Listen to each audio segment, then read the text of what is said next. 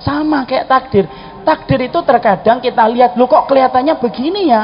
Corona akhirnya menyebabkan ada yang meninggal, ada yang masuk ICU. Itu tampaknya itu buruk, tapi pasti di situ ada kebaikannya.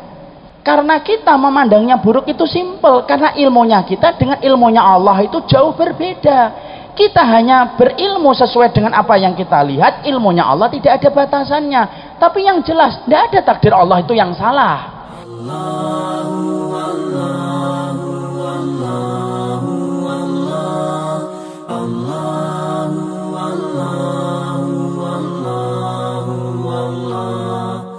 Assalamualaikum warahmatullahi wabarakatuh.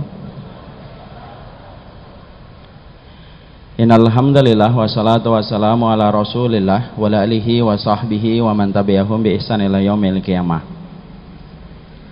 Ikhwan-ikhwan yang saya cintai karena Allah, para akhwat dan para ummahat yang dicintai oleh suaminya masing-masing dan bapaknya. Alhamdulillah, tentunya kita senantiasa bersyukur kepada Allah atas seluruh nikmat yang Allah telah berikan kepada kita.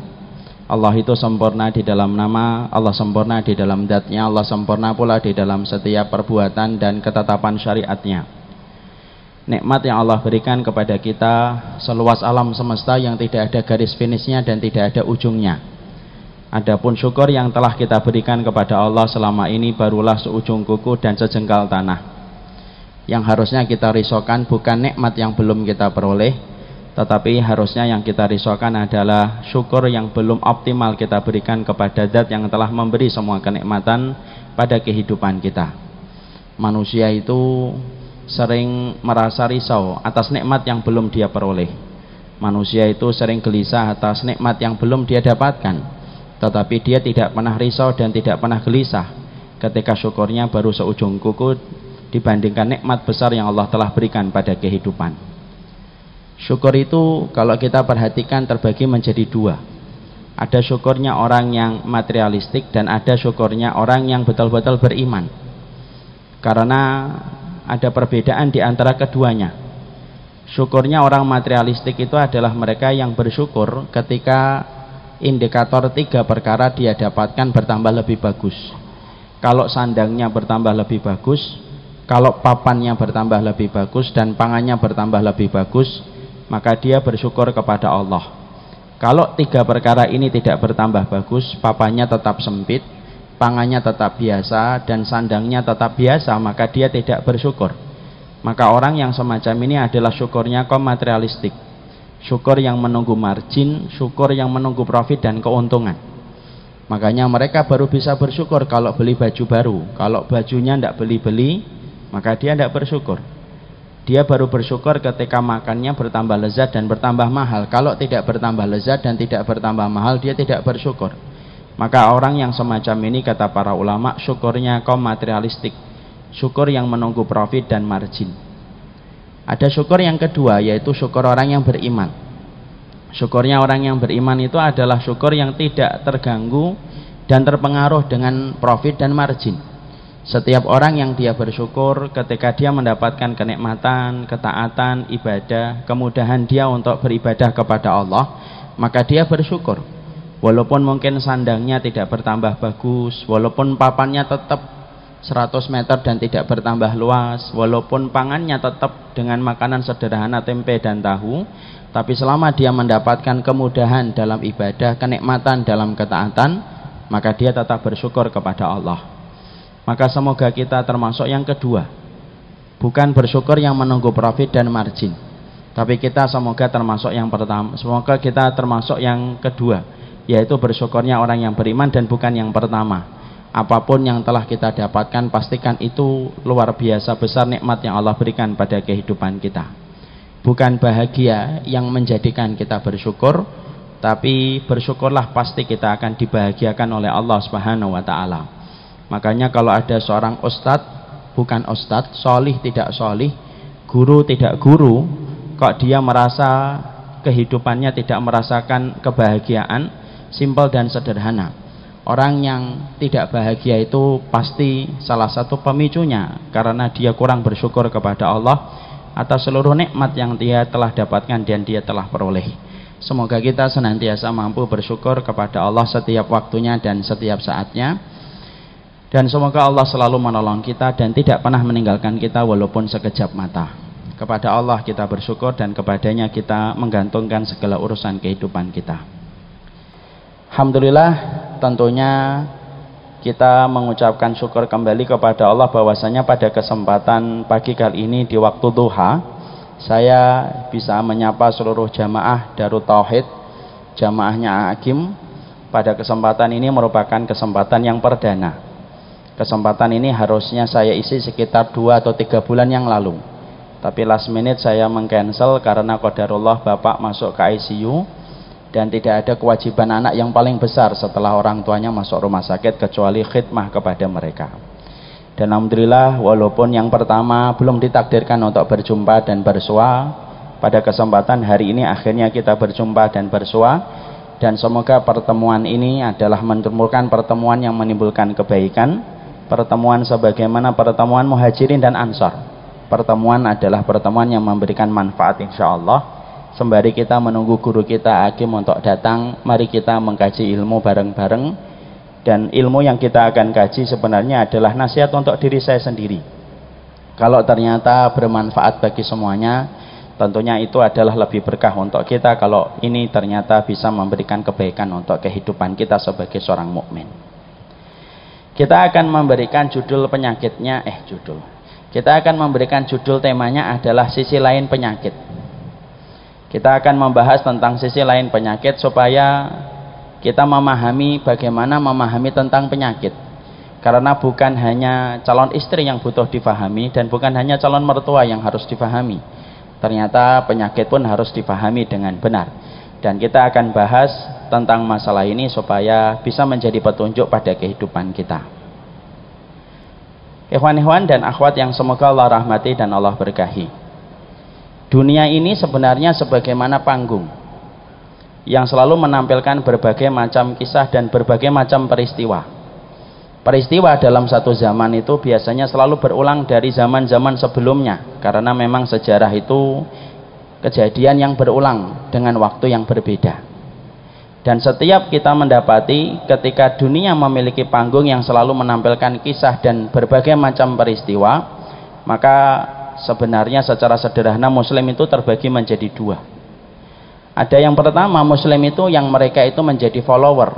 Mereka itu hanya ngikutin saja apa yang terjadi di atas panggung bernama dunia. Apa yang viral, maka dia ikut-ikutan untuk memviralkan. Kalau di dunia sedang sedih, ikutan sedih. Kalau dunia sedang rame, ikutan rame. Kalau dunia sedang geger, maka dia ikutan geger. Maka kalau ada yang semacam ini, maka tipe orang-orang yang semacam ini adalah tipe follower. Dia ngikutin apa yang sedang terjadi pada kebanyakan orang, dan dia tidak punya prinsip apapun yang harus dia berikan ketika terjadi banyak peristiwa yang dia lihat dan apa yang viral di atas muka bumi. Ini merupakan tipenya tipe follower. Ada Muslim yang kedua, dia bukan tipe follower. Dia tipenya adalah mufakir. Kalau kita sebut bahasa Inggris berarti thinker. Yaitu adalah mereka bukan tipe follower. Ketika viral dengan berbagai macam hal, film ataupun peristiwa yang sedang terjadi dan viral, maka dia itu berpikir apa yang harusnya dia berikan dan sikap apa yang harus dia miliki ketika mendapati sesuatu yang sedang viral. Kalau kemudian kita mendapati sesuatu lalu kita kembalikan itu kepada petunjuk, lalu tidak ikut terseret dengan apa yang terjadi pada kebanyakan orang, berarti kita ini tipenya adalah thinker. Kita mufakir, kita mudabbir. Segala sesuatu itu harus dipikir dan bagaimana petunjuknya ketika membaca setiap peristiwa yang sedang viral di atas muka bumi. Moga-moga yang di sini ini bukan follower. Kalau follower mungkin tidak duduk di sini. Tapi di sini ini adalah tipenya insyaallah adalah thinker. Dia berpikir, kalaupun ada yang viral, maka dia tidak langsung terseret mengikuti apa yang viral, tapi dia berdiri sejenak, dia berpikir apa sih petunjuk langit ketika menjawab apa yang sedang terjadi, karena sesungguhnya wahyu dan hadis itu menjawab seluruh apa yang terjadi pada kehidupan manusia. Itu sudah terjawab tuntas oleh Allah ketika Allah menurunkan syariat dan menurunkan kitabullah pada kehidupan manusia. Sama pula dengan apa yang sedang terjadi pada hari-hari ini. Kita sedang viral, disebut ada sesuatu yang sedang terjadi di atas muka bumi ini dan viral di seantero dunia, yaitu tentang corona, yaitu satu penyakit epidemik yang disebut dengan wabah yang mematikan. Dan banyak orang yang mereka itu ketika mendapati ada sesuatu yang bersifat penyakit epidemik yang bernama corona, banyak yang ikut-ikutan menjadi latah, banyak yang ikut-ikutan melakukan sesuatu yang tidak berdasarkan petunjuk. Dia tidak paham apa yang harus dikerjakan, sampai kemudian akhirnya tipenya adalah tipe follower. Kalau yang lain beli makanan dan menimbun makanan, dia menimbun makanan. Kalau yang lain ketakutan, dia ikut ketakutan. Padahal harusnya kita tidak menjadi follower ketika kita menjadi muslim yang mengembalikan semua pertanyaan pada kehidupan kita harus dikembalikan kepada petunjuknya. Makanya pada kesempatan ini kita akan bicara tentang sisi lain penyakit. Kita akan mencoba untuk mentadaburi, kita akan mencoba untuk berpikir bagaimana kita menyikapi tentang corona, tentang satu penyakit yang sehari ini epidemik, dan kemudian pemerintah kita pun sudah berusaha untuk memberikan keterangan dan informasi supaya bisa menjadi petunjuk pada kehidupan masyarakat dan bangsa. Sekarang mari kita perhatikan bagaimana sisi seorang mukmin itu membaca peristiwa corona yang hari ini tersebar secara epidemik di atas muka bumi. Ada beberapa hal yang kita ingin sharing, dan semoga sharing kita ini bisa memberikan pencerahan bagaimana sikap seorang muslim ketika melihat satu penyakit. Karena itu kita butuhkan, jangan sampai penyakit yang tersebar itu menghilangkan tauhid, penyakit yang epidemik itu menghilangkan akidah kita, penyakit epidemik itu menghilangkan ilmu kita dan kewarasan kita sebagai seorang mukmin bahwasanya kita ini memiliki Allah dan Rasulnya. Dan ini penting untuk kita mengerti. Masing-masing dari kita tidak terkecuali adalah diri saya. Sekarang mari kita pahami yang pertama. Kalau kita sepakat kita akan bicara tentang masalah penyakit dari sudut pandang bagaimana kita memikirkan penyakit ini dikembalikan kepada kitabullah dan sunnah, maka poin yang pertama yang kita bahas adalah tidak ada kejadian yang berlaku di atas muka bumi ini kecuali semuanya itu berpulang kepada Allah. Karena saya khawatir banyak orang hari ini ketika mereka melihat satu hal ataupun melihat satu peristiwa, kita ini secara langsung atau tidak langsung, sadar atau tidak sadar, kita ini telah menjadi materialistik dan telah menjadi sekuler. Melihat setiap peristiwa itu tidak dikaitkan dengan Allah, tetapi melihat peristiwa itu hanya dikaitkan dengan apa yang nampak di mata kita. Padahal apapun yang terjadi di atas kehidupan kita, baik perkara kecil ataupun perkara besar, itu harusnya itu dikembalikan kepada Allah. Karena bedanya orang yang beriman dan orang yang tidak beriman. Orang yang beriman itu selalu mengembalikan setiap peristiwa, kembalinya itu kepada Allah. Kalau orang yang tidak beriman kepada Allah, maka dia tidak mengembalikan setiap peristiwa itu kecuali dengan apa yang dia tampak. Kalau tampaknya begitu, maka dia mengembalikan kepada apa yang dia lihat, dan dia tidak mengembalikan kepada Allah. Kalau kita sudah menjadi materialistik, ini bahaya. Kalau kita sudah menjadi diri kita sekuler, itu bahaya. Sama kejadian sebagaimana kayak corona, kejadian musibah alam yang terjadi di sekitar kita, banyak orang itu tidak sadar bahwasanya itu dibaca dari sudut pandang materialistik dan sudut pandang sekulerisme. Kalau ada gempa selalu dikatakan gesekan lempeng bumi. Kalau ada tsunami selalu dikatakan tsunami itu adalah gelombang yang timbul di dasar lautan, kemudian menimbulkan gelombang yang besar, kemudian menyapu daratan. Kalau kemudian ada banjir, selalu kemudian yang kita salahkan begini dan begitu. Kalau kita membaca setiap peristiwa dan musibah alam hanya dikembalikan kepada gesekan lempeng bumi, cincin bumi, lalu dikembalikan kepada satu kata yaitu fenomena alam, anak khawatir. Kalau kita terbiasa membaca setiap peristiwa dengan apa yang nampak di mata kita dan tidak mengembalikan itu kepada Allah, akhirnya pelajaran yang Allah kirimkan dalam kehidupan kita tidak kita tangkap karena kita tidak mengkaitkan itu kepada Allah. Betul, gempa itu gesekan lempeng bumi. Oh, saya tidak mengatakan itu salah, memang betul. Tapi pertanyaan kita, siapa yang menggerakkan lempeng bumi?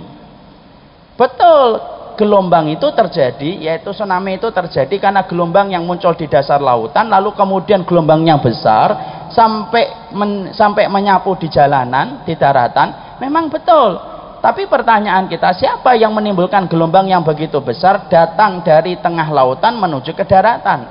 Kalau kemudian kita kembalikan sebagai orang yang beriman itu tidak hanya percaya data, tapi orang yang beriman itu percaya kepada data dan percaya kepada kekuatan besar yang ada di balik data itu. Dan di balik data itu adalah kembalinya itu adalah Allah. Sama dengan penyakit corona. Penyakit corona yang hari ini menyebar dalam kehidupan manusia, betul itu virus. Iya, kita juga nggak nafikan. Tapi pertanyaan kita, kenapa virus itu kemudian bisa menimbulkan kemadharatan dan kematian pada kehidupan manusia? Kenapa Allah hanya berikan virus itu mematikan ketika sekarang, bukan ketika dulu waktu SD, bukan ketika dulu waktu SMP? Maka semua itu harus difikirkan, karena orang yang beriman itu seluruh aktivitasnya tidak lepas dari berpikir dan mengembalikan semuanya itu kepada Allah. Kalau kita sudah kembalikan kepada Allah, berarti akidah kita masih terjaga.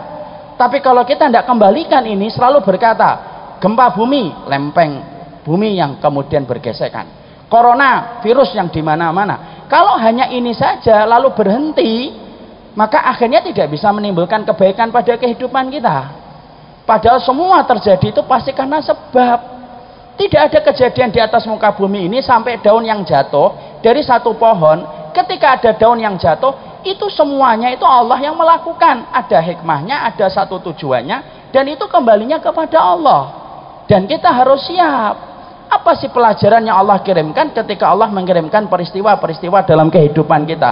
Allah kalau mengirimkan gempa, pasti ada pesan dan message yang Allah sampaikan kepada kita. Kalau Allah mengirimkan tsunami, pasti ada message yang Allah kirimkan kepada kita. Sama pula kalau tiba-tiba hari ini kita mendapatkan wabah di mana-mana, pasti ada message yang Allah kirimkan kepada kita. Dan kita harus membaca message dan pesan yang Allah kirimkan melalui perkara-perkara dan peristiwa yang kita jumpai. Jangan sampai kita ini sudah dikirimkan pesan sama Allah, kita tidak paham-paham. Ya, makanya ada satu kaidah di dalam bahasa Arab. Al-labibu bil isyarati yafham.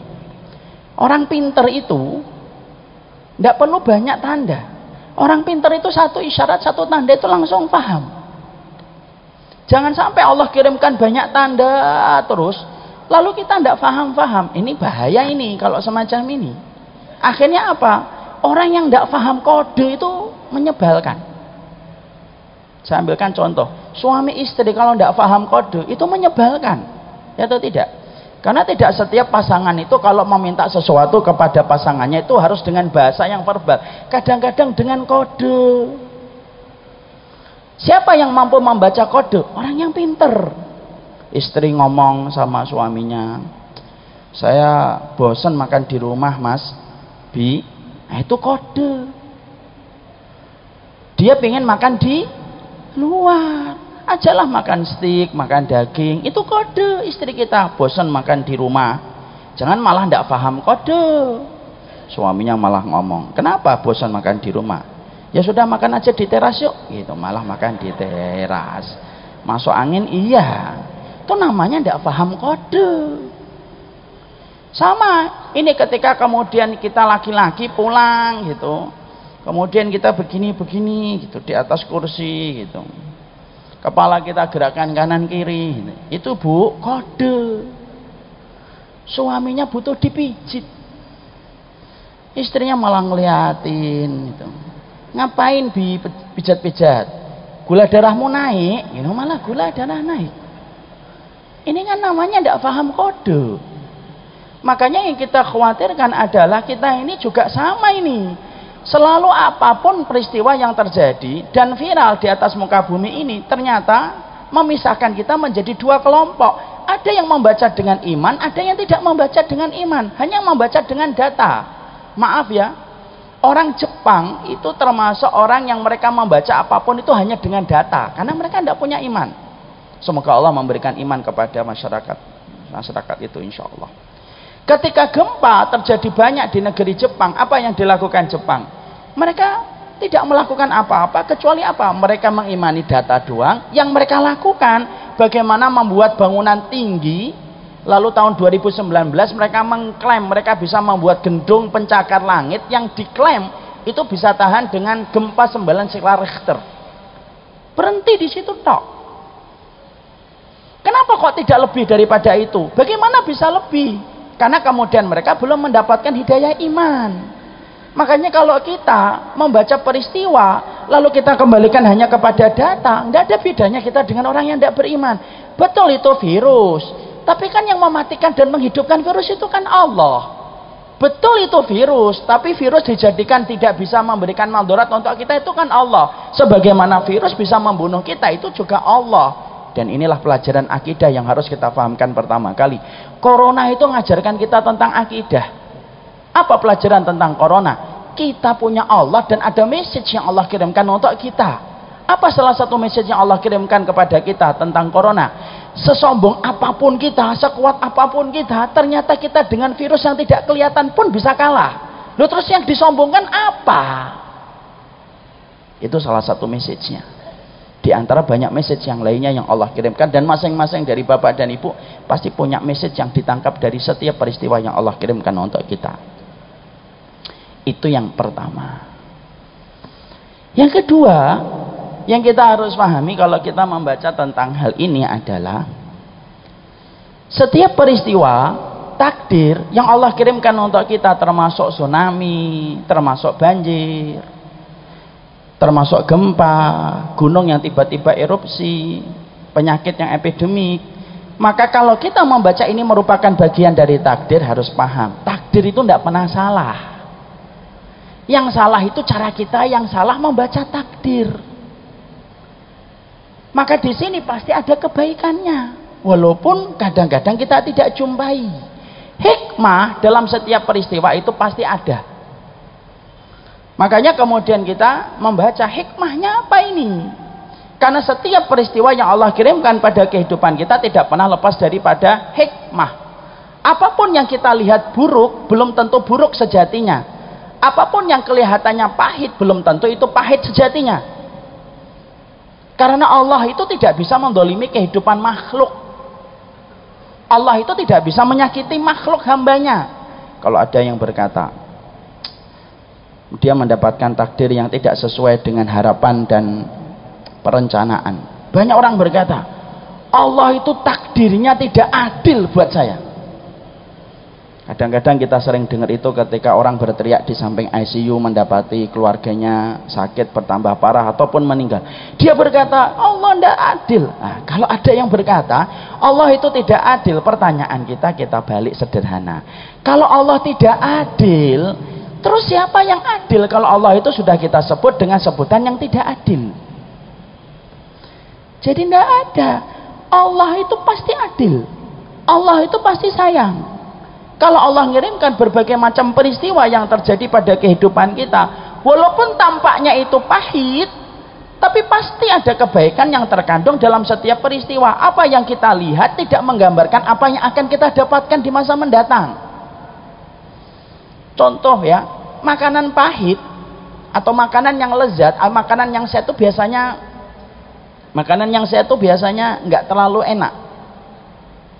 Ya. Bagi yang ngikutin juru sehat Rasulullah ala Ustadz Zaidul Akbar, itu pasti ngetahui betul makanan-makanan sehat itu, Masya Allah, lidah kita ini susah untuk mengadaptasi. Kita biasanya rooming Pak pertama kali kalau kita makanan sehat itu.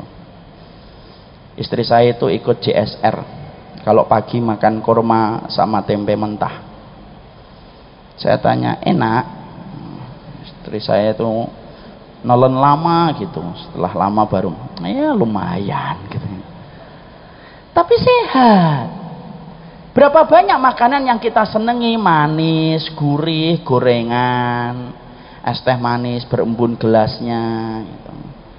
Manis tapi ujung-ujungnya tidak baik untuk kita di masa tua. Tapi berapa banyak makanan yang terasa tidak lezat tapi justru manis untuk kita ketika di masa tua. Sama kayak takdir. Takdir itu terkadang kita lihat, loh kok kelihatannya begini ya. Corona akhirnya menyebabkan ada yang meninggal, ada yang masuk ICU. Itu tampaknya itu buruk, tapi pasti di situ ada kebaikannya. Karena kita memandangnya buruk itu simpel, karena ilmunya kita dengan ilmunya Allah itu jauh berbeda. Kita hanya berilmu sesuai dengan apa yang kita lihat, ilmunya Allah tidak ada batasannya. Tapi yang jelas, tidak ada takdir Allah itu yang salah. Kalau Allah mengeluarkan produk takdir yang gagal ataupun salah, terus siapa produk yang benar dalam kehidupan manusia kalau produk Allah itu takdirnya sudah kita anggap salah? Jadi tidak ada yang salah. Saya ambilkan analogi yang sederhana. Kita, Bapak dan Ibu, kalau ada mendapati seorang ikhwan datang ke dokter, ketika dia datang ke dokter kemudian divonis sama dokter, dokternya mengatakan, ini sudah berapa lama infeksinya Pak? Sudah 3 bulan. Kok baru dibawa ke tempat kita hari ini? Ya, ini itu alasan disampaikan oleh pasien. Dokter memeriksa lagi. Akhirnya sang dokter dengan berat berkata, Pak, kami sudah mendiagnosa luka tetanus dan infeksi pada kaki Bapak. Tidak ada jalan pengobatan kecuali satu. Jalan pengobatannya adalah Bapak harus diamputasi. Sang pasien ketika mendengar amputasi kan langsung kaget, ya Allah. Lalu kemudian langsung berkata, yakin dok harus diamputasi? Iya. Perhatikan Pak, Ibu, amputasi ketika disebut antara pasien sama dokter itu cara pandangnya beda. Dokter ketika mengatakan pasien itu konotasinya baik atau buruk? Dokter ketika mengatakan harus diamputasi baik atau buruk? Baik. Karena kalau Bapak tidak diamputasi, infeksinya menjalar ke atas, nyentuh ke lambung, nyentuh ke ginjal, nyampe ke jantung, sakitnya bisa beberapa kali lipat daripada sakit ketika tetanusnya baru sampai di kaki. Akhirnya menyebabkan kematian yang fatal. Itu dokter. Dokter ketika mengatakan amputasi itu konotasinya baik. Beda dengan pasien. Pasien ketika mendengar amputasi, pasien itu nyangkanya, ya Rob, dari 2 kaki menjadi 1 kaki. Dari yang asalnya berjalan normal harus pakai tongkat. Dari asalnya bisa berlari-lari kemudian sekarang tidak bisa lari-lari. Makanya kemudian pasien ketika mendengar amputasi karena konotasinya buruk, perhatikan, pasien itu akan berkata, dok jangan diamputasi, saya ini penyerang di klub bola kecamatan, kalau Bapak amputasi saya terus gimana karir saya menjadi penyerang di klub sepak bola kecamatan? Di situ kita dapatin kata-katanya satu, amputasi. Tapi cara pandang dokter dengan cara pandang pasien itu beda banget. Kenapa pasien itu memandangnya itu buruk? Karena dia tidak tahu kalau dia tidak dipotong, fatal akibatnya, impactnya, penyakit itu bisa menjalar ke jantung, membunuh dia, mencekik pernafasan dia, dan akhirnya kematian. Tapi kenapa sang dokter ketika mengatakan amputasi itu baik? Karena ilmunya dokter itu berbeda dengan ilmu dan referensi sang pasien. Kita selama ini kalau membaca takdir, kita seringnya pandangan kita itu kayak pandangan pasien. Pandangannya itu adalah pandangan yang terbatas.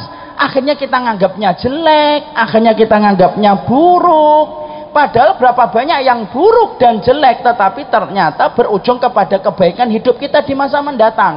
Cuma karena akal kita ya hanyalah sebongkah tangan, kemudian pandangan kita hanyalah sejarah apa yang tidak tertahan dengan tembok, akhirnya menjadikan kita sering mengatakan, ini takdir kok buruk banget ya, kenapa kok tiba-tiba ada corona sih, kenapa kok tiba-tiba ada gempa, kenapa kok tiba-tiba ada tsunami yang kemudian ada pada kehidupan orang. Lalu akhirnya kita itu bersuudzon kepada Allah, padahal Allah itu tidak pernah salah produk takdirnya. Makanya apa yang kita jumpai itu buruk, bisa jadi itu kebaikan yang kita tidak tahu kapan kebaikan itu Allah akan berikan pada kehidupan kita. Lihat Rasulullah, Nabi Muhammad ketika beliau terusir dari kota Mekah, lalu kemudian terusir dari kota Mekah untuk pindah ke kota Madinah. Kalau kita pikir secara logika, terusir dari kota Mekah itu kan buruk karena terusir, padahal kota Mekah itu kota kelahiran Rasulullah. Nabi itu yang paling berhak untuk menguasai kota Mekah itu Nabi Muhammad. Kenapa? karena beliau keturunan langsung dengan Nabi Ibrahim yang membangun kota Mekah. Tapi justru ketika Nabi terusir dari kota Mekah pindah ke kota Madinah, justru di kota Madinah yang identik dengan pandangan mata itu kalah karena terusir dari kota Mekah, justru kota Madinah itu akhirnya memberikan buah yang manis. Kemenangan Nabi itu bukan ketika di Mekah, tapi kemenangan Nabi diperoleh dari kota Madinah. Jadi di situ kita menjumpai takdir itu tidak ada yang salah. Dan saya khawatir nih, nanti entah corona, entah penyakit, entah bangkrutnya kehidupan kita, entah tiba-tiba ada keluarga kita yang sakit, tiba-tiba ada dokter menvonis keluarga kita kena kanker, kena tumor, apapun itu, tiba-tiba anak kita divonis oleh dokter bahwasanya terkena penyakit yang berat, pastikan takdir tidak ada yang salah. Yang salah itu cara kita memajak takdir itu, karena Allah tidak pernah mampu mengeluarkan produk yang gagal ketika memberikan madarat dan keburukan bagi kehidupan manusia. Pasti ada kebaikannya. Corona ini walaupun tampaknya ngeri, ada nggak kebaikannya? Pasti. Apa kebaikannya Ustadz? Saya nggak ngerti sekarang. Tapi yang pasti mungkin kebaikannya kita akan dapatin entah 20, entah 30 tahun lalu, entah 30 tahun akan datang. Ada kebaikan yang Allah berikan karena setiap takdir itu selalu menimbulkan satu pelajaran dalam kehidupan manusia. Ini saya pernah punya kisah nyata Pak, tapi ini sudah sering saya sampaikan di berbagai macam kesempatan. Ada salah satu jamaah saya, beliau ini punya restoran. Ketika saya ngisi kajian di restoran beliau, maka beliau ngobrol-ngobrol dengan saya. Lalu nanya ketika sudah selesai kajian, ngobrol dengan saya, nanya, Ustaz tahu nggak kenapa saya punya usaha restoran? Saya bercanda, ya mana saya tahu Pak, kan Bapak yang lebih tahu. Beliau berkata, saya ini punya usaha restoran karena difitnah dan didolimi Ustaz. Saya saat itu makan, meletakkan sendok. Wah, kelihatannya bagus kisah nyata ini. Saya dengerin, gimana asalnya Pak? Beliau berkata, saya dulunya ini kerja di satu bank konvensional.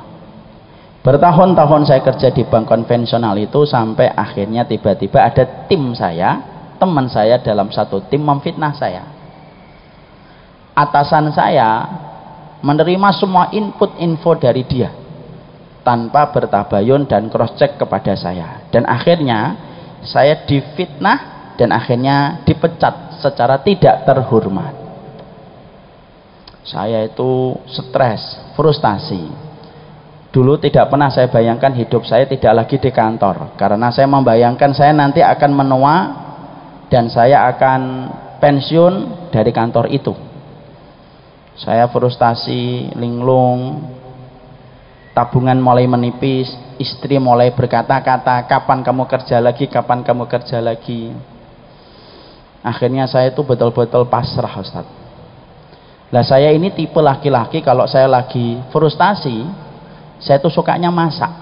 Masya Allah. Karena saya dulu pernah kuliah di Tata Boga. Saya mikir Masya Allah ya, frustasi aja masak. Padahal banyak perempuan sekarang frustasi enggak masak-masak. Beliau akhirnya masak. Akhirnya ketika kesukaannya masak, ternyata masakan beliau itu seleranya banyak disenangi orang. Akhirnya beliau ketika ada acara besar keluarganya, kemudian beliau mengajukan diri proposal. Saya ajalah yang kemudian masak, nanti uangnya untuk rezeki keluarga saya. Diterima, banyak yang cocok, banyak yang cocok. Akhirnya banyak mengusulkan punya warung, buka warung rame. Kemudian buka warung lebih besar rame, beli ruko rame, terus rame. Dan akhirnya sekarang bisa membuka beberapa cabang di sekitar Jakarta dan cukup terkenal bagi masyarakat pencinta kuliner, pasti kenal dengan restoran ini. Apa nama restorannya Ustaz? Maaf saya tidak akan cerita. Biarlah itu menjadi rahasia untuk saya. Maka kemudian akhirnya beliau berhasil dan berhasil. Lalu berkata sama saya di ujung kisahnya, Ustaz tahu nggak? Kalau saya tidak difitnah, yang pada saat itu saya merasa terdolimi betul dan tampaknya takdir itu tidak memihak saya, mungkin saya masih kerja di tempat itu dan mungkin pekerjaan saya tidak akan bersih.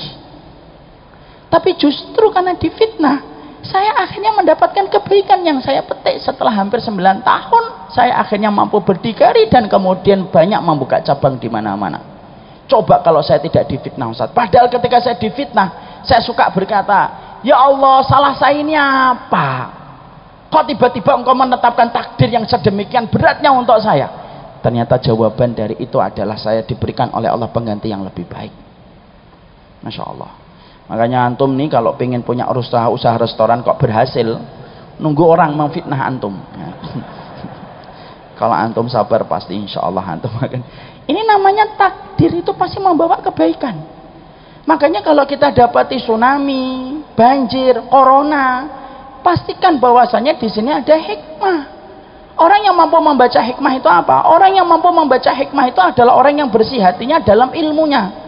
Kalau kita belum mampu membaca hikmah, bukan berarti kita bodoh. Enggak. Berarti memang kita terbatas akalnya dan kita tunggu dari Allah. Apa sih pelajaran dari corona ini ya Allah? Pasti Allah akan berikan. Kalau kita belum mendapatkan pelajaran dan hikmahnya, tunggu di ruang tunggu. Jangan buru-buru untuk kemudian menggugat atas apa yang Allah lakukan. Karena Allah yang tahu kapan memberikan pelajaran untuk disampaikan kepada manusia, kapan menahan ilmu untuk manusia, itu Allah yang tahu. Allah itu tahu kapan musim rambutan, Allah itu tahu kapan itu musim durian, Allah itu tahu kapan itu musim mangga, dan Allah tidak pernah ketukar-tukar setiap waktu dan masanya mereka untuk panen. Sama, kalau Allah ingin memberikan sebuah hikmah dalam kehidupan manusia, yang paling tahu hikmahnya Allah, dan pasti satu waktu Allah akan berikan dalam kehidupan manusia. Dan itu kita yakin. Kenapa? Allah itu mensifati dirinya dengan kata Al-Alim, dan salah satu konsekuensi dari kata Al-Alim itu apa? Semuanya akan Allah ajarkan untuk manusia.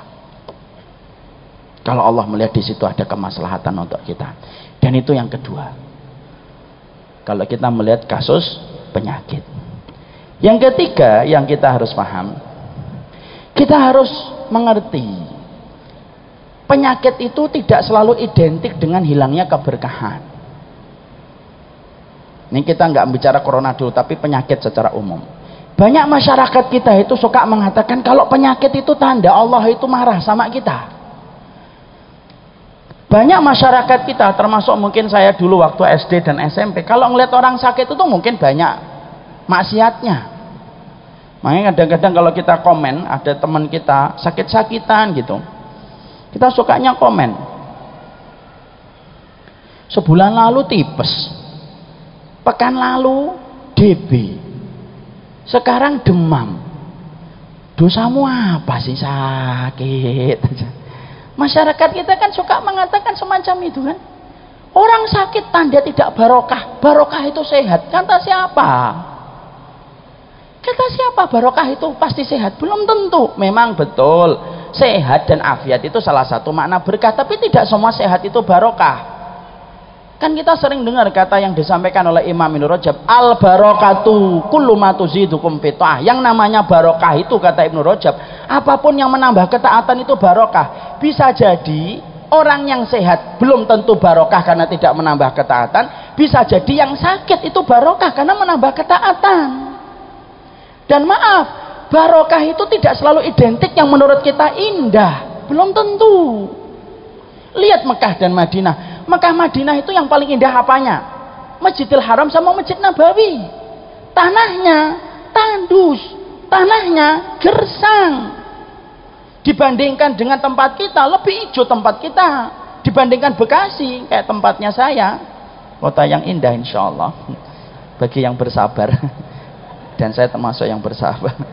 Itu mungkin lebih indah Bekasi dengan berbagai macam hal. Kalau di Indonesia kita melemparkan biji jambu yang tumbuh jambu, saking suburnya tanah kita. Maaf ya, kalau kita ke Mekah dan Madinah, itu tanahnya tidak subur. Kita melemparkan biji sawo yang tumbuh kurma. Karena memang tanaman yang cocok di sana itu memang tanaman-tanaman yang tahan dengan cuaca dan sengatan yang panas. Tapi Masya Allah, walaupun tanahnya tidak subur tanah kita, kemudian pemandangan hijaunya tidak sebagaimana tanah kita. Coba kalau kita ditanya, mana tanah yang paling barokah di atas muka bumi? Kita pasti tidak akan ada yang berbeda pendapat, pasti mengatakan tanah yang paling barokah di atas muka bumi, tanah Mekah dan Madinah. Satu kali sholat 100.000, satu kali sholat 1000 kali lipat. Walaupun secara pemandangan itu kalah dengan pemandangan di sekitar kita. Di situ kita paham, berkah itu tidak selalu identik dengan apa yang kita pandang indah.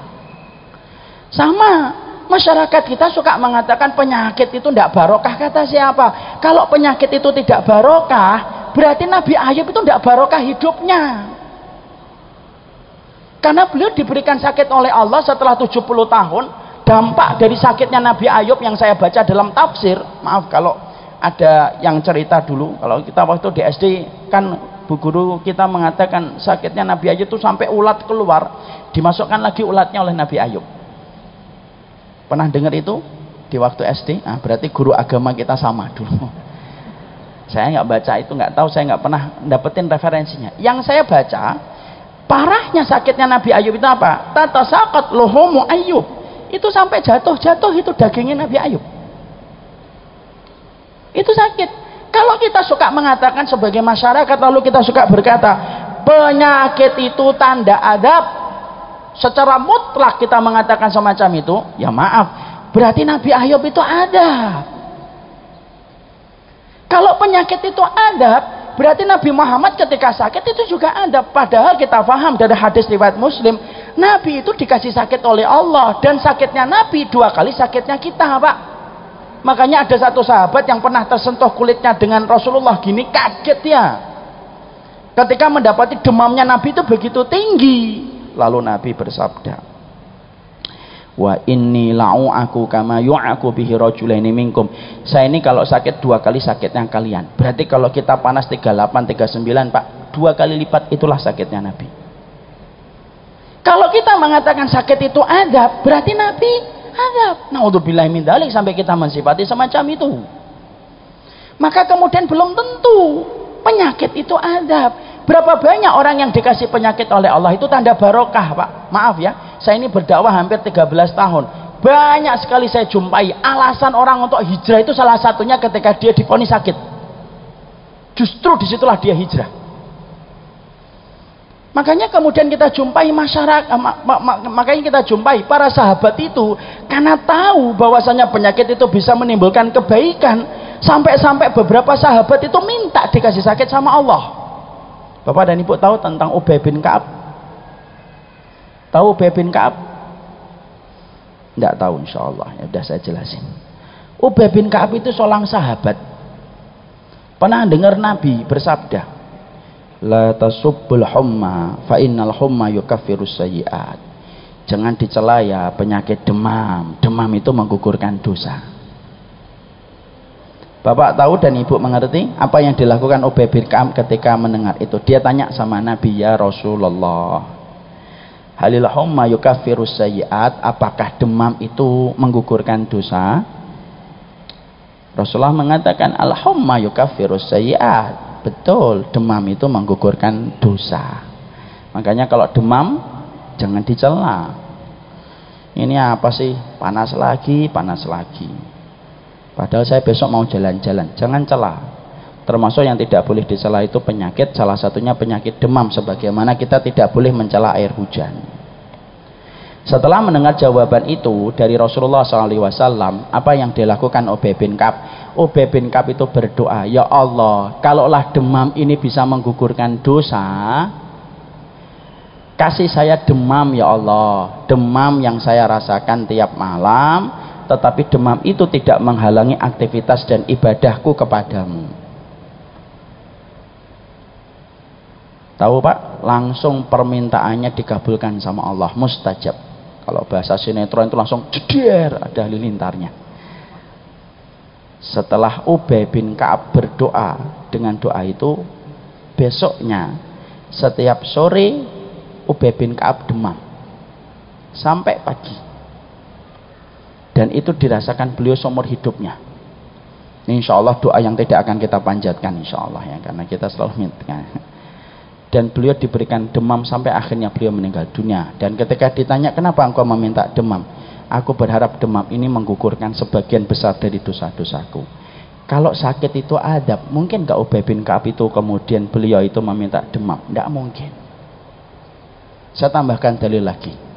Ada seorang wanita, Pak, datang kepada Nabi, dan sebelum wanita itu datang kepada Nabi, Rasulullah itu bersabda, ini akan datang salah satu wanita penduduk surga.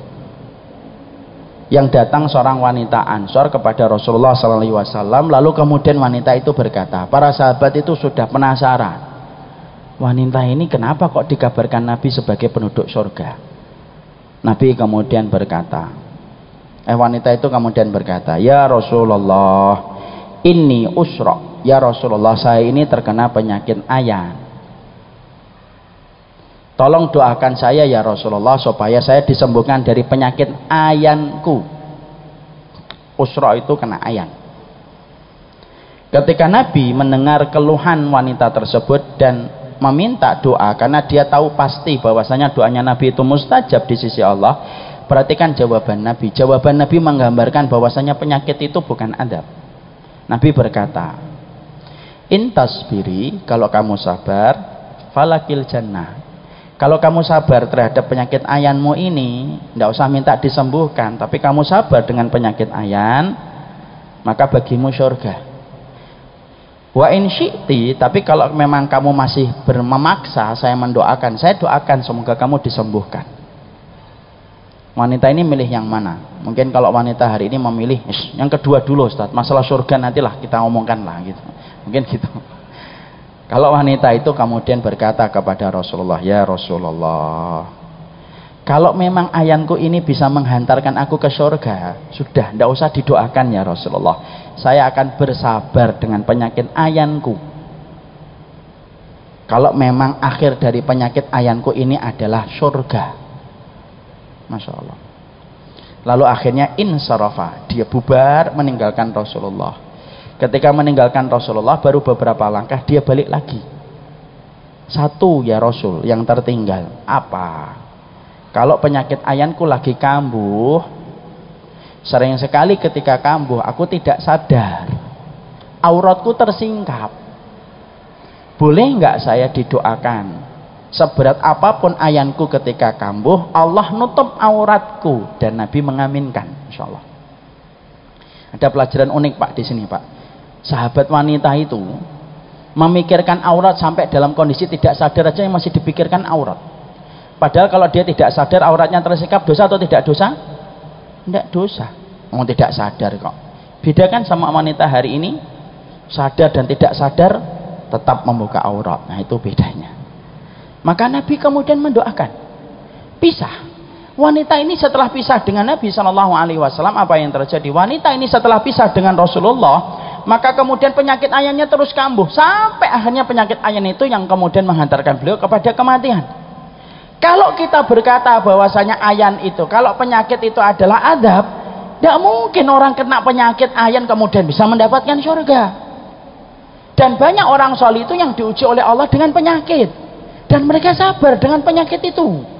Contoh Sa'ad bin Abi Waqqas. Bapak tahu dan ibu tahu Sa'ad bin Abi Waqqas. Sa'ad bin Abi Waqqas itu termasuk 10 sahabat yang dijamin surga. Sa'ad bin Abi Waqqas itu doanya mustajab. Itu Sa'ad bin Abi Waqqas. Sa'ad bin Abi Waqqas itu kalau sudah berdoa, belum turun tangannya, sudah dikabulkan sama Allah. Bedakan dengan kita, naik turun, belum dikabulkan. Rumahnya Sa'ad bin Abi Waqqas rame, orang itu minta didoakan. Bahkan pernah ada satu kejadian, Umar bin Khattab itu melihat seorang budak tersingkap auratnya, kemudian Umar itu mengambil kayu kecil, pengen dipukul aurat yang kelihatan itu. Umar bin Khattab sebagai khalifah dipanggil tongkat itu. Sa'ad bin Abi Waqqas itu tahu bahwasanya tersingkapnya aurat budak itu bukan karena disengaja, karena tertiup angin. Umar ketika akan mukul, Sa'ad bin Abi Waqqas berkata, wahai Amirul Mukminin, jangan dipukul.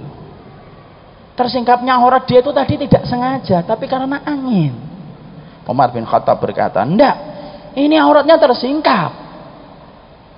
Sa'ad bin Abi Waqqas berkata, apa perlu saya mengangkat tangan untuk berdoa wahai Umar? Nah, Umar langsung berkata, jangan nih, tongkatnya buat kamu aja, nggak jadi. Itu saking mustajabnya seorang Sa'ad bin Abi Waqqas. Tapi Bapak tahu, Ibu mengerti apa yang terjadi kepada Sa'ad bin Abi Waqqas? Sa'ad bin Abi Waqqas itu menjelang tua, menjelang sepuh, beliau itu buta.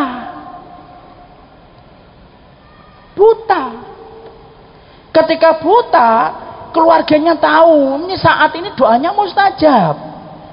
Ini kalau saat itu meminta, ya Allah sembuhkanlah butaku, insya Allah Allah pasti akan sembuhkan dengan izin Allah. Karena riwayat doanya Sa'ad bin Abi Waqqas itu tidak pernah tertolak.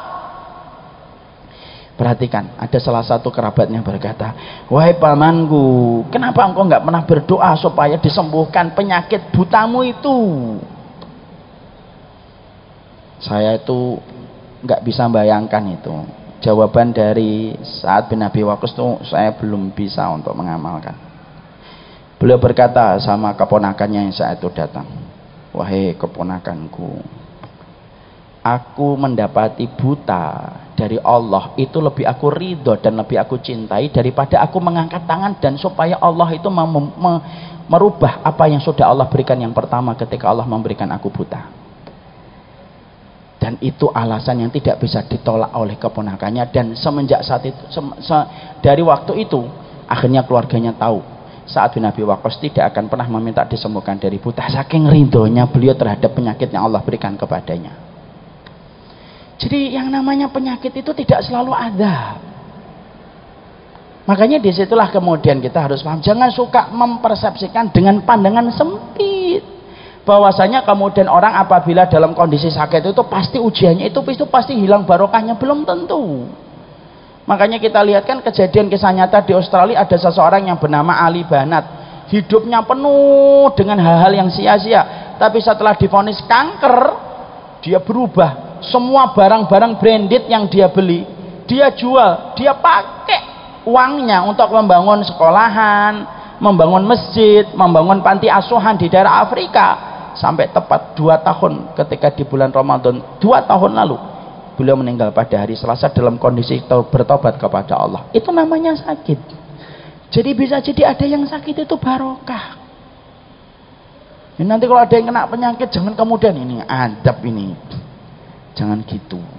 Tidak setiap penyakit itu ada. Nanti ada yang bersin, wah adab ini, jangan gitulah. Dan itu merupakan bagian dari hal yang kita harus baca dengan petunjuk. Itu yang ketiga. Yang keempat, Ustadz, corona ini adab atau ujian. Kalau nomor 3 tadi kan penyakit, kalau sekarang lebih spesifik, corona ini adab, ujian atau musibah. Maka kalau kita ingin untuk mengkaitkan apakah corona ini adab, ujian atau musibah, harus kita kembalikan kepada kriteria definisi masing-masing. Apa itu ujian, apa itu musibah, atau apa itu adab. Jangan sampai buru-buru, karena buru-buru itu bisa menyebabkan kita salah mengambil kesimpulan. Sekarang kita bedah dulu. Ustadz, bedanya apa ujian, musibah ataupun adab? Beda. Ujian dan musibah itu sifatnya adalah untuk orang yang beriman, itu ujian dan musibah. Adab itu untuk kemudian orang yang membantah perintahnya Allah dan banyak melakukan kekafiran, kekufuran dan kemaksiatan, itu adab. Ujian dan musibah satu kelompok karena hampir mirip. Nah, kita bedah dulu apa bedanya ujian dan musibah. Nah, ini beda. Ujian itu mencakup sesuatu yang menggembirakan dan tidak menggembirakan, itu ujian. Dia bersifat lebih umum. Penyakit ujian, bangkrut ujian, tapi maaf, anak itu juga disebut ujian. Kalau bangkrut, sakit, betul, itu sesuatu yang sifatnya membuat kita sedih. Tapi anak itu kan membuat kita senang. Anak itu ujian, Pak, karena dia menyenangkan, tapi itu ujian. Istri itu ujian. Beda dengan musibah. Musibah itu sesuatu yang sifatnya tidak kita senangi. Penyakit, meninggal dunia, bangkrut, jatuh fakir miskin, nah itu musibah. Dan tidaklah kata musibah disebutkan 11 kali di dalam Al-Quran, kecuali maknanya itu sesuatu yang menguras air mata. Nah, maaf ya, nanti kalau nyebut istri jangan sampai salah. Istri itu bukan musibah, tapi ujian. Jangan membuat status habis kajian di sini, istri saya itu salah satu musibah dalam hidup saya, itu jangan. Karena istri itu ujian, bukan musibah. Ujian dan musibah itu diberikan kepada siapa, Ustadz? Kepada orang yang beriman. Kenapa Allah ngasih ujian itu kepada orang yang beriman? Banyak hikmahnya, tapi bukan pada kesempatan hari ini kita bahas. Salah satu maknanya kenapa Allah itu ngasih ujian dan musibah kepada orang yang beriman? Karena Allah pingin supaya orang beriman itu dikocok-kocok hidupnya dengan berbagai macam ujian, supaya dia tidak betah hidup di dunia dan terus ingin pulang menuju ke alam dan kampung akhiratnya. Coba kalau kemudian kita dikasih, orang beriman tidak dikasih ujian, Pak, mungkin lama-lama kita betah di dunia dan akhirnya kena penyakit wahan. Apa itu penyakit wahan? Hampir mirip dengan Wuhan ya, tapi beda. Wahan. Wahan itu cinta mati, cinta hidup takut mati.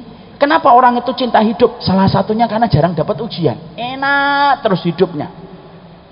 Lama-lama, wah nyaman hidup di dunia ini. Mati, jangan. Mau sudah enak kok hidupnya. Allah kasih ujian. Orang beriman itu semacam itu. Tapi maaf ya, walaupun orang beriman itu ujiannya banyak, pertolongan Allah lebih besar daripada ujiannya. Makanya orang beriman kalau mendapatkan ujiannya sebesar karang, pertolongan Allah lebih besar daripada karang yang Allah berikan. Orang beriman dikasih gelombang ujian, maka pertolongan Allah lebih besar daripada gelombangnya. Makanya maaf ya, orang beriman kalau mendapatkan ujian dan musibah tetap senyum, tidak frustasi, tidak mati bunuh diri, tidak kemudian minum baygon, dan tidak pula menggantungkan diri. Kenapa? Pertolongan Allah lebih besar. Seberat apapun, selama ujiannya itu lebih kecil daripada pertolongan Allah, maka mereka tetap merasakan kenikmatan hidup. Makanya orang Palestina tidak ada yang mati bunuh diri, walaupun hidupnya itu penuh dengan berbagai macam tekanan hidup. Tidak kayak kita kan, kita ngaji tenang, belum sarapan makan nasi goreng dulu, habis ini sudah merencanakan nanti habis Istiqlal makan siang di mana gitu. Kalau orang Palestina kan enggak. Orang Palestina itu diliputi dengan rudal, kemudian dengan peluru. Tapi kenapa kok mereka tenang, senyum? Foto-foto yang mendokumentasikan orang Palestina itu rata-rata mereka senyum, padahal kehidupan mereka penuh dengan tekanan yang luar biasa. Pagi pakai sepatu, siang sepatunya sudah dilepas sama orang lain. Siang pakai kemudian jubah, malamnya jubahnya yang melepaskan orang lain ketika meninggal dunia. Tapi kenapa orang Palestina itu tenang hidupnya? Sederhana, pertolongan Allah lebih besar daripada ujian yang Allah berikan. Ini ujian dan musibah. Yang kedua, ini ujian dan musibah. Ini adab. Adab ini untuk siapa Ustaz? Untuk orang-orang yang kemudian mereka berlaku dosa, berlaku maksiat, melakukan kemungkaran, melakukan kemaksiatan. Allah berikan kepadanya adab. Tapi adab itu ada dua, kata para ahli tafsir. Yang pertama adab istisol, ada yang kedua disebut dengan adab ghairu istisol. Apa itu adab istisol? Adab yang mengenai kepada satu kaum habis dilumat dengan adab dan tidak ada yang disisakan hidup. Itu namanya adab istisol. Contohnya adab istisol itu di mana, Ustaz? Adab yang mengenai kepada kaumnya Nabi Nuh, adab yang mengenai kemana kaumnya Nabi Lut. Habis, tidak ada yang tersisa gitu. Enggak, sampai kaumnya Nabi Lut itu anjingnya aja ikut diadab sama Allah. Makanya suara lolongan anjing itu terdengar ketika daratan mereka diangkat oleh langit. Anjingnya itu ketakutan sampai melolong. Habis. Itu namanya istisol. Setelah Rasulullah Shallallahu Alaihi Wasallam diutus pada kehidupan kita, Nabi diutus pada kehidupan kita, adab istisol ini sudah tidak ada. Karena Nabi salah satu fungsinya rahmatan lil alamin. Salah satu makna rahmatan lil alamin itu apa? Adab tidak lagi istisol, tetapi adab itu diberikan kepada sebagian kaum masih disisakan oleh Allah. Kenapa masih disisakan? Supaya bisa menceritakan apa yang mereka alami, dan supaya kemudian mereka bisa bertobat kalau kemudian mereka mendapatkan adab kalau masih disisakan hidup. Maka kemudian ketika kejadian kayak gini, makanya dalam setiap peristiwa tidak bisa kemudian dikatakan itu langsung dengan satu kriteria. Saya tidak setuju kalau ada yang mengatakan langsung corona itu adab. buru-buru mengatakan semacam itu tidak tepat. Di generalisir itu tidak tepat. Sebagaimana buru-buru mengatakan corona itu ujian, itu juga kurang tepat kalau di generalisir. Kenapa? Kasusnya beda-beda. Saya ambilkan contoh kasus. Orang ketika ada kejadian tsunami di satu tempat, itu tidak bisa kita katakan tsunami itu adab secara general, dan tidak bisa dikatakan adab secara general, dan tidak bisa dikatakan ujian secara general. Contoh, maaf saya ambilkan contoh. Di Palu ketika terjadinya tsunami, apakah semua orang yang kena tsunami di Palu itu kemudian orangnya tidak taat sama Allah? Enggak, ada banyak orang yang taat yang terkena musibah tsunami. Bahkan saya pernah ketika ngisi kajian terapi healing ketika habis kejadian tsunami di Palu, ada yang cerita sama saya, ini ada pondok Ustadz, ada seorang santriwati yang hafal 30 juz yang juga terkena musibah. Dan ada salah satu kisah yang cukup viral, itu adalah ketika gempa terjadi, maka ada salah satu santri yang dikasih tahu, ayo cepat keluar, kemungkinan ada susulan. Santriwati ini berkata, bentar saya cari jilbab saya dulu dan cadar saya. Alah, udah tidak apa-apa, ini lagi kemudian dalam kondisi darurat. Tapi ternyata beliau akhirnya tertimpa bangunan karena terjadi susulan. Hafal 30 juz. Bedakan dengan mungkin kita 3 surat yang terakhir, kalau beliau kan 30 juz. Kalaulah beliau kemudian terkena tsunami dengan ketaatan beliau, sore hari maghrib itu kemudian tiba-tiba mungkin dia dihanyutkan oleh tsunami, terseret dengan pusaran tsunami, terbentur dengan kayu, terbentur dengan mobil, terbentur dengan motor, terbentur dengan paku dan tembok yang ikut terseret.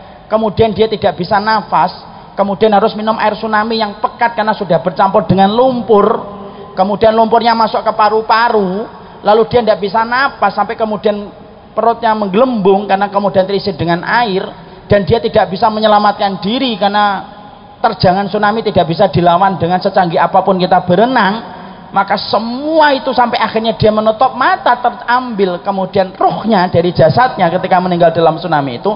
Kalau sebelum tsunami itu datang dia dalam kondisi taat kepada Allah, semua sakit yang dia dapatkan dari awal sampai dia menutup mata itu adalah ujian untuk menggugurkan sebagian besar dari dosanya, supaya ketika balik kepada Allah sudah terhapus dengan ujian yang dia peroleh. Tapi bisa jadi ada orang di sampingnya sore hari, bisa jadi mungkin habis melakukan maksiat, mungkin habis minum alkohol, mungkin habis kemudian berzina, lalu terseret dengan tsunami, sama, terbentur dengan tembok, terbentur dengan mobil, terbentur dengan motor, sampai kemudian betul-betul membabi buta semua benturan itu, dia tidak bisa napas, mati. Tapi dalam kondisi dia bermaksiat selama hidupnya sampai dia diterjang tsunami, maka itu azab. Apa yang dirasakan itu belum lagi ditambah dengan apa hisab yang menunggunya. Sama Pak, kalau kemudian kita kaitkan dengan corona yang hari ini kita dapatkan, jangan buru-buru mengatakan azab, jangan buru-buru mengatakan ujian. Kasusnya bisa beda-beda.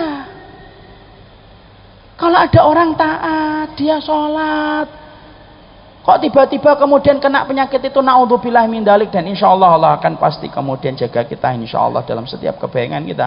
Maka bisa jadi ketika dia orangnya taat, dzikir pagi, dzikir petang, kemudian dia tidak pernah membantah perintahnya Allah, maka ketika mendapatkan itu, maka itu adalah ujian. Tapi kalau ada orang yang kemudian mendapatkan itu dalam kondisi dia bermaksiat, tidak paham tentang petunjuk, melakukan dosa terus menerus pada kehidupannya, maka itu berarti itu adalah adab, dan Allah kirimkan itu untuk menjadi peringatan bagi manusia yang masih hidup. Nah disitulah kita paham, jangan buru-buru mengatakan adab, jangan buru-buru mengatakan ujian, dan kita tidak usah kemudian menilai secara teliti dan secara detail karena bukan pekerjaan kita. Jadi jangan suka nilai-nilai orang. Ada orang kena banjir, didatangi rumahnya. Menurut saya ini adab ini buat kamu ini. Nggak usah gitu. Ada orang penyakit, oh penyakit itu dua, ada adab dan ujian, tapi antum ini cocoknya ini adab ini, nggak usah gitu. Karena itu menjadi pembelajaran untuk kita dan menjadi hikmah dalam kehidupan kita. Itu yang keempat. Sekarang baru kemudian kita menukik bagaimana kita nyikapin corona secara ikhtiar. Maka yang pertama, kalau kita sudah mendapati kabar semacam ini, jangan sampai tauhid kita hilang, Pak. Jangan sampai akidah kita hilang. Yang menyembuhkan dan memberikan penyakit itu Allah, tapi Allah itu memberikan sifat pada dirinya dan pada zatnya itu dengan kata asy-syafi. Asy-syafi itu apa? Asy-syafi itu adalah maha penyembuh. Harus yakin sama Allah. Keyakinan kita sama Allah itu lebih besar daripada kegaduhan yang terjadi atas satu wabah. Jangan sampai kegaduhan wabah mengalahkan keyakinan sama Allah. Ini kan kebalik ini. Konsep kita ini, keyakinan kita sama Allah itu harus lebih besar daripada kegaduhan yang terjadi. Siapapun yang di sini kok kemudian dia lebih percaya kegaduhan daripada keimanan dia kepada Allah, ini bahaya ini. Yang hilang ini bukan hanya kesehatan, tapi yang hilang adalah akidah dan tauhid kita. Segaduh-gaduhnya dunia ini dengan berbagai macam peristiwa yang terjadi, pastikan iman kita kepada Allah lebih besar daripada kegaduhan yang kita dengar. Dan Allah sudah mensifati kata asy-syafi. Asy-syafi itu maha penyembuh. Kalau kemudian Allah sudah mensifati maha penyembuh, pasti semuanya akan Allah berikan dengan kebaikan. Saya kalau boleh sharing sedikit, agak sedikit melenceng tapi pasti ada kaitannya.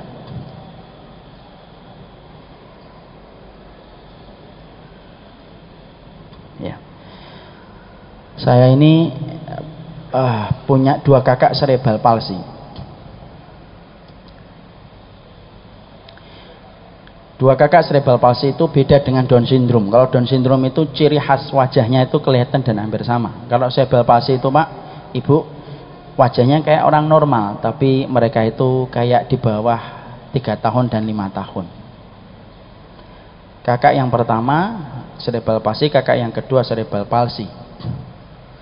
Ngancingin baju nggak bisa, pakai celana harus dipakein, makan harus didudukkan, diambilkan makan, mandi harus dimandikan.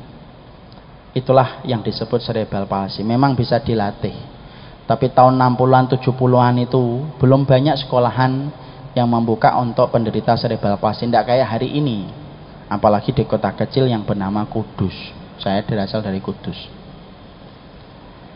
Ada salah satu hal yang saya dapatkan adalah ibu saya, mendiang ibu, tidak pernah meninggalkan kedua kakak saya seumur hidupnya, kecuali 2 kali. Satu ketika haji, yang kedua ketika umroh.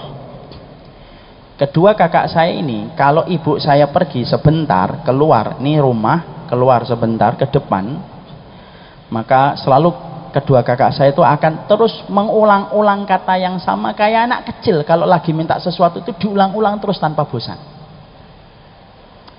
dengan bahasa cedal dan ala pembicaraan, ala kata-kata anak kecil orang Jawa.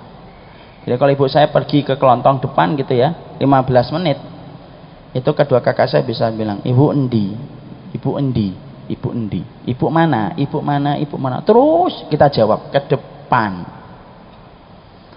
Ibu endi, ke depan. Ibu endi, ke depan. Terus berulang-ulang. 1 jam tidak pulang, sudah mulai gelisah. Biasanya yang perempuan tantrum, nangis dia karena minta ibu pulang. Makanya kemanapun ibu tidak pernah ninggal, kecuali 2 kali, haji dan umroh. Saya ketika mendapati kabar ibu saya meninggal dunia kena serangan jantung tengah malam, maka saya membawa beliau pulang ke rumah.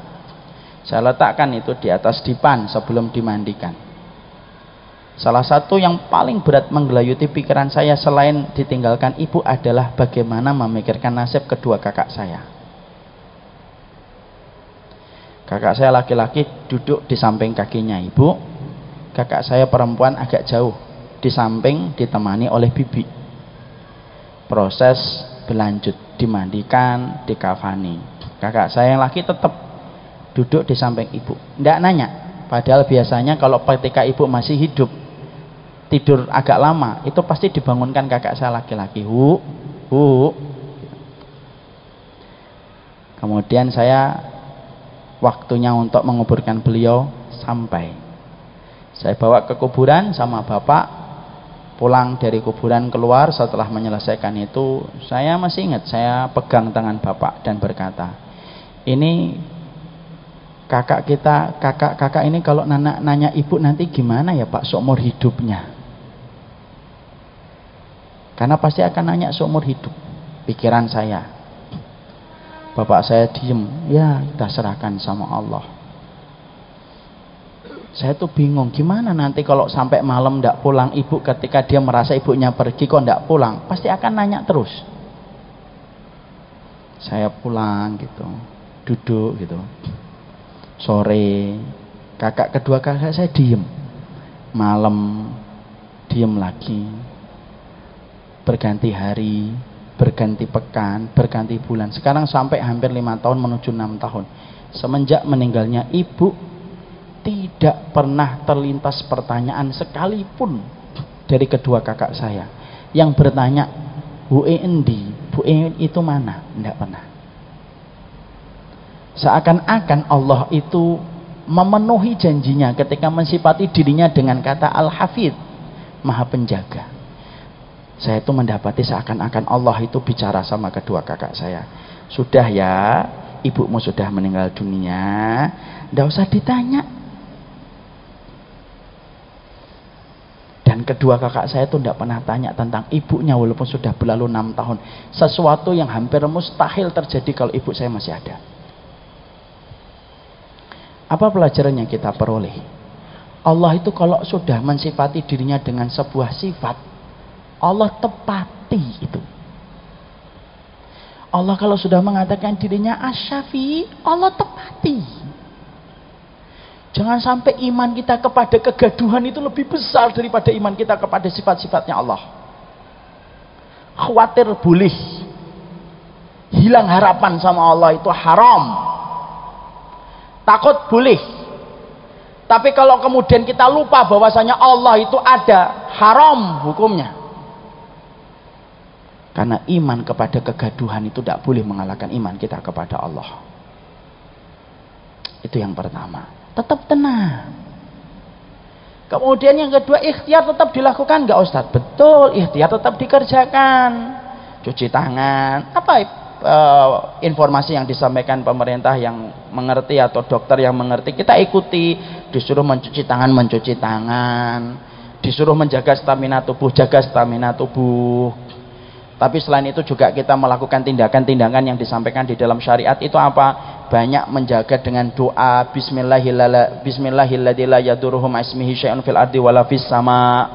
Banyak berdoa. Kalau mulai sakit ngambil pengobatan Nabi.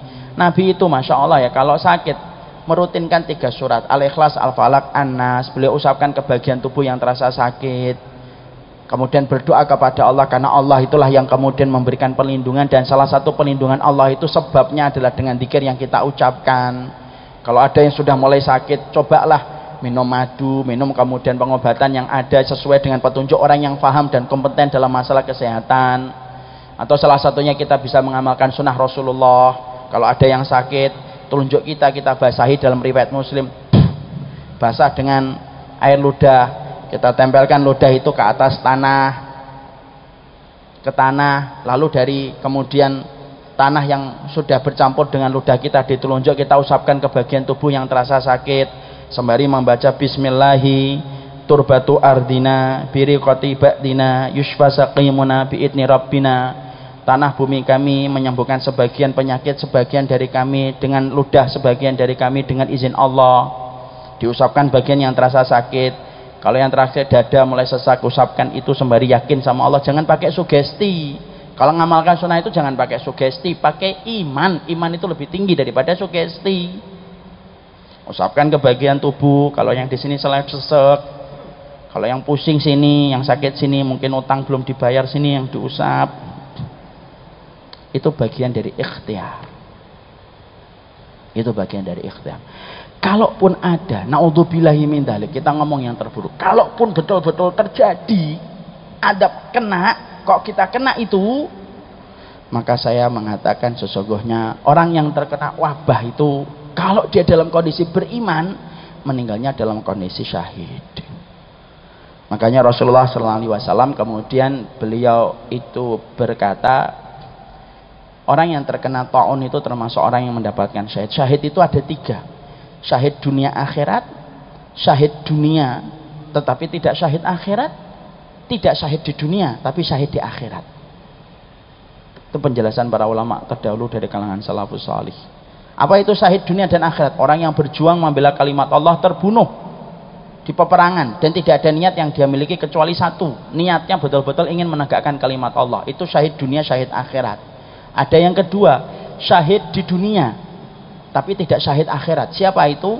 Orang yang berjuang, berperang tetapi niatnya bukan karena Allah, tapi niatnya mendapatkan pujian atau mendapatkan harta. Syahid dunia, dia tidak dikafani, dia tidak dimandikan, tapi dia tidak mendapatkan syahid akhirat. Ada yang ketiga, tidak syahid di dunia tapi syahid di akhirat. Kenapa? Karena di dunianya dia tetap dimandikan, dikafani sebagaimana orang biasa. Siapa itu? Orang yang mati melahirkan, orang yang mati terbakar, orang yang mati tertimpa bangunan, orang yang mati kemudian terkena wabah, itu tidak syahid di dunia tapi syahid di akhirat. Di dunianya tetap diperlakukan sebagaimana orang biasa, dimandikan, dikafani, kemudian disolatin. Tapi kalau dia mendapatkan, dia tertimpa bangunan, tenggelam, kena penyakit perut, sakitnya, bersalin, dia tetap dimandikan, dia tetap dikafani, tapi secara pahala dia mendapatkan pahala orang yang syahid di akhirat kalau dia mendapatkan itu dalam kondisi beriman kepada Allah Subhanahu wa taala. Tapi tidak boleh berdoa, ya sudahlah saya minta aja untuk datang. Tidak, jangan meminta penyakit walaupun di dalam penyakit ada keberkahan yang kita peroleh. Ya Allah, berikanlah saya sakit sebagaimana sakitnya Nabi Ayub. Ya Allah, alah jangan. Kayak kuat aja kamu nanti nerima, malah kemudian kita kufur terhadap takdir Allah. Kemudian jangan lupa untuk berdoa yang banyak kepada Allah Subhanahu wa taala, karena doa itu merubah yang mustahil menjadi mustajab. Wallahu a'lam bishawab. Mungkin ini yang dapat kita sampaikan. Sudah ditulisi pengumuman 5 menit lagi. Ini pun sudah 10 menit yang lalu ya. Jadi sudah nerjang 5 menit sisanya. Jadi mungkin ini yang dapat saya sampaikan. Semoga penyakit corona yang kita dapatkan di sekitar kita itu menjadikan kita tidak kehilangan iman kita kepada Allah. Muslim itu 2, Muslim follower dan Muslim thinker. Semoga yang di sini bukan follower, yang lain gaduh ikut gaduh, yang lain takut ikut takut, yang lain borong masker ikut borong masker, yang lain borong mie ikut borong mie. Jangan gitulah, kita kan thinker, kita berpikir, dikembalikan semua kepada petunjuk. Beliau sudah berdiri di situ, ini sebenarnya tanda dan kode.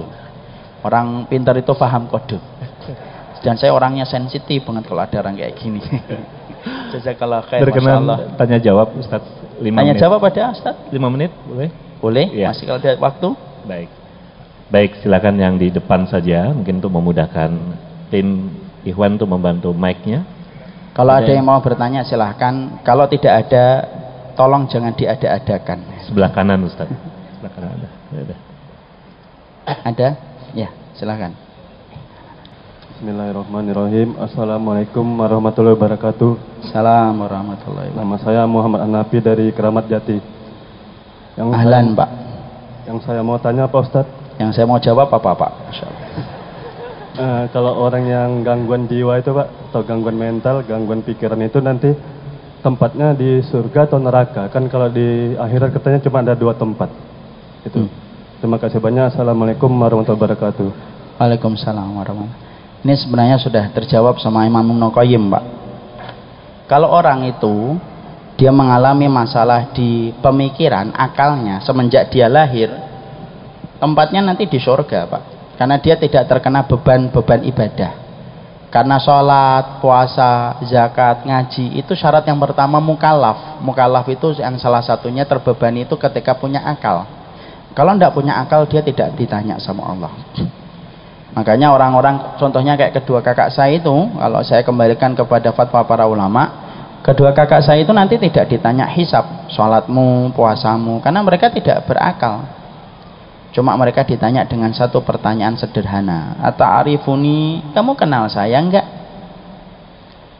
Kami kenal engkau ya Rabb, yang menguasai alam semesta. Langsung dimasukkan ke surga untuk mengganti seluruh kesakitan, tertahannya mereka ketika pada kehidupan di dunia.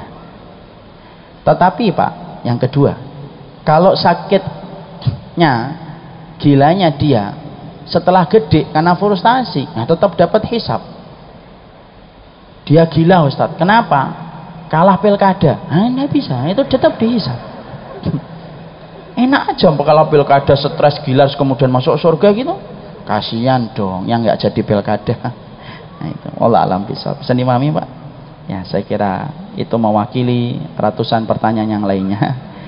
Dan kita akan sambut Ustadz dan guru kita tercinta Hakim insyaallah. Saya mohon maaf kalau ada kata-kata yang kurang berkenan, bercanda yang sifatnya berlebihan. Semoga corona ini menjadi salah satu pelajaran hikmah untuk kita. Jadilah muslim yang tingger, jangan menjadi muslim yang follower. Barakallahu fikum, subhanakallahumma wa bihamdika, asyhadu an la ilaha illa anta, astaghfiruka wa atubu ilaika. Assalamualaikum warahmatullahi wabarakatuh.